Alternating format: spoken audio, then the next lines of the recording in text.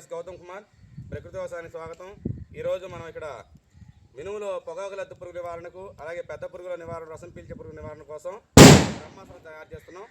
ఈ బ్రహ్మాస్త్రానికి ముందుగా మనం తీసుకోవాల్సిన పదార్థాలు: ఒక గిన్నెలో 20 లీటర్ల ఆవు మూత్రం తీసుకుని మరిగించుకున్న తర్వాత 5 కేజీల వేపాకుని దంచుకుని, అలాగే ఉమ్మెత్త, జిల్లేడు, గానుగా, ఆముదం ఆకుల్ని ఈ ఆవు మూత్రంలో మనం 5 పొంగులు వచ్చేంత వరకు కూడా బాగా మరిగించుకున్న తర్వాత 24 గంటలు చల్లార్చి ఈ ద్రావణాన్ని వడపోసి చేసుకుంటే మనకి బ్రహ్మాస్త్రం కషాయం తయారవుతుంది.